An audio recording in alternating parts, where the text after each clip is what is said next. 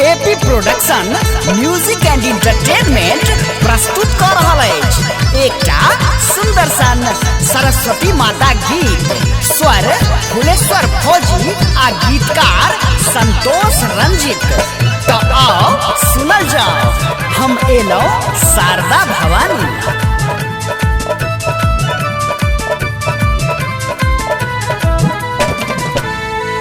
Luck धूप दीप luck धूप दीप luck धूप दीप फूलक हार, हम एलो शारदा भवानी।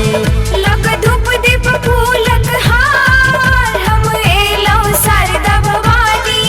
हम एलो शारदा भवानी, हम एलो शारदा भवानी, हम एलो शारदा भवानी, हम एलो शारदा भवानी। हमरो हरिया हमरो हरिया हमरो हरियौन विकार, हम एलो शारदा भवानी। लक धूप दीप फूलक हार, हम एलो शारदा भवानी।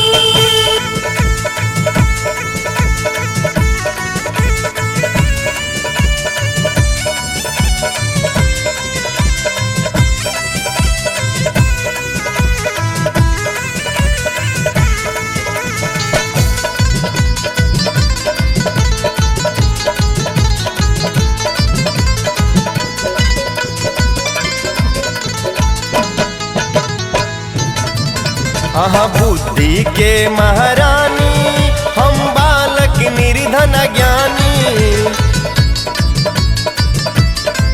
हाँ बुद्धि के महारानी, हम बालक निर्धन ज्ञानी। हमरो पर करियो विचार, हम एलो शारदा भवानी। लक धूप दीप फूलक हार, हम एलो शारदा भवानी।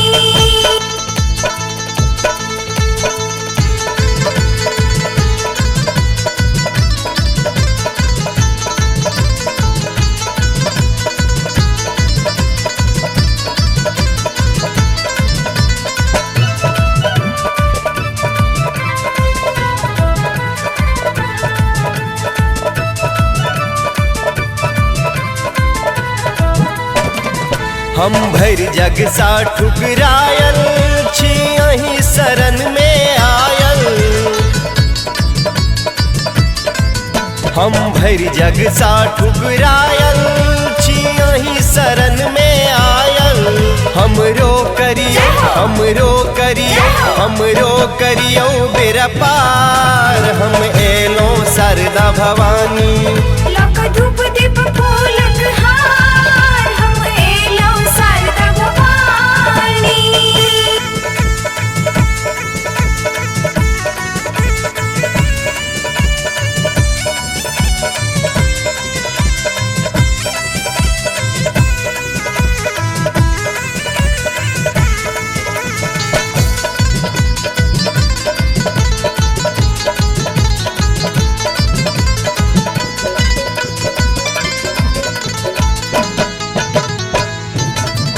संतोष महिमा लिखैया, फुलेश्वर बखान करैया। रंजीत महिमा लिखैया, फुलेश्वर बखान करैया। आहा बिन